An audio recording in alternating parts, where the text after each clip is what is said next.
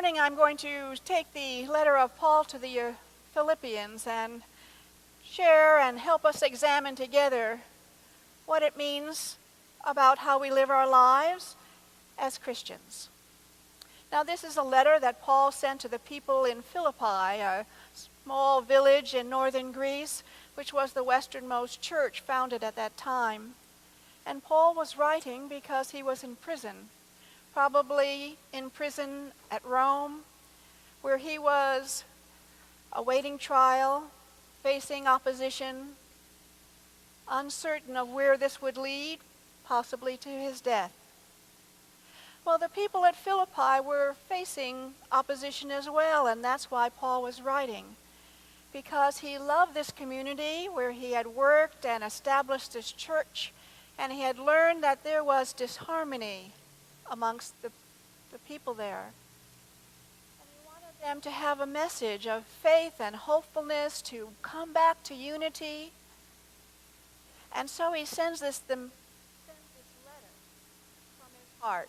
And he says to them, brothers and sisters, join in imitating me and observe the example of those others, the example in us.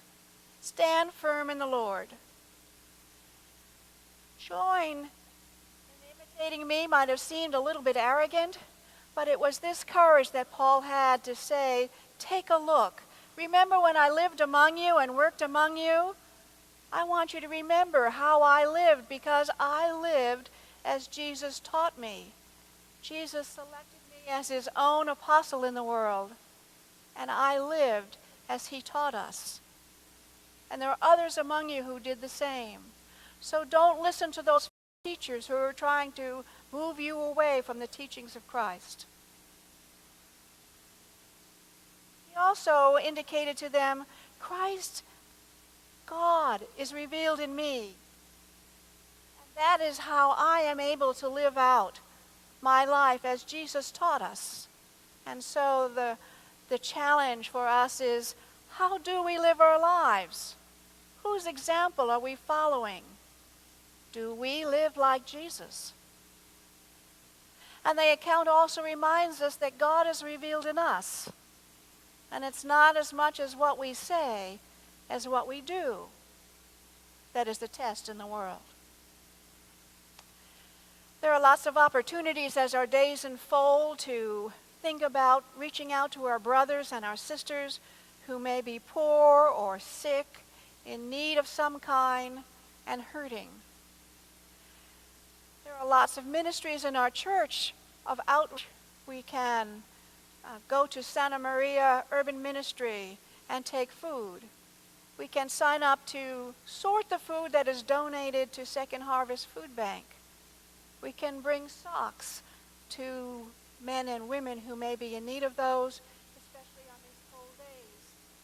It was just about a year ago that I was visiting at Trinity Cathedral, and I was approaching the door of the church. There was another man approaching the church as well.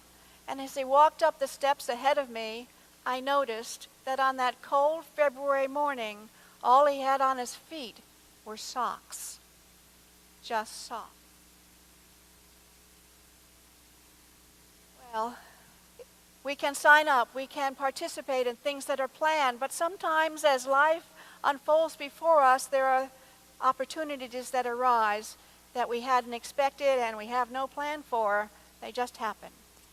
So I'd like to tell you a story about Anna. Anna was a young mother who is finally able to fulfill her dream of going back to college, and she's in her last semester at school, and one of the final classes that she has is sociology. The professor announces that there will be a final project, and the project calls on the students to go out into the world and smile at people and come back and document what happened. Well, it sounds like a fun exercise, doesn't it? Isn't it something we'd like to go out and do after church today? Smile at people? I wonder what we'd learn. But let me tell you Anna's story. So it was a Saturday morning, and Anna and her husband decided to take their youngest son out for a little playtime, a little togetherness. And they asked him, "Son, where'd you like to go?" And he said, "Well, let's go to McDonald's. You know, Happy Meals. That's great. Let's go there." And so off Anna and her husband and son went to McDonald's on this cold, happened to be a March morning. And there they were, standing in McDonald's and looking up at the menu, thinking about what they might want to order. And all of a sudden, people began to back away. And then her husband backed away too. And Anna shared that, "I had this sudden feeling of panic. I didn't know what was going on. I didn't know why people were backing away. Was there some danger?" And Anna says, "I turned around, and as I did, I had this terrible, bad body odor smell assail me. And I looked behind me, and there were two men standing. They were kind of disheveled.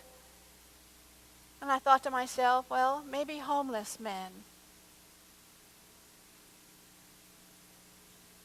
And as I looked at the man closest to me, he smiled up at me, and I noticed, wow, beautiful blue eyes. And he looked at me and smiled and said, 'Good morning,' searching my face, I think, for acceptance, for everyone else had backed away. And then the gal behind the counter said to him, 'What would you like?' And everybody else had backed away, so he was next in line. And he looked down in his hand, and there were a few coins there. And he looked up at her and said, 'Coffee is all, miss.' And the gal behind the counter gave him 2 cups of coffee for him and for his friend, and they went around the corner to where the tables were and took a seat. And Anna says, and I was still standing there in the middle of McDonald's, aware that everybody's eyes were on me. And that's when I felt it. Anna had been reflecting that on this cold March morning, there probably was no shower from wherever these men might have slept for the night. And maybe they came into McDonald's to warm up. But you know, you just can't go into a restaurant and say, "Oh, well, I'm just coming to warm up here today." You have to buy something. And so the few coins that they had went to coffee. Coffee is all. So Anna stepped forward to the counter and said to the young gal there, "I'd like 2 more trays of food, please." Anna took the 2 trays of food over to the men, put them on the table. And the man with the blue eyes once again looked up at Anna, tears in his eyes, and he simply said, "Thank you." And Anna reached over and touched his cold hand. Then Anna turned, eyes with tears in her own eyes at this time, back to the table where her husband and son were sitting, and sat down with them.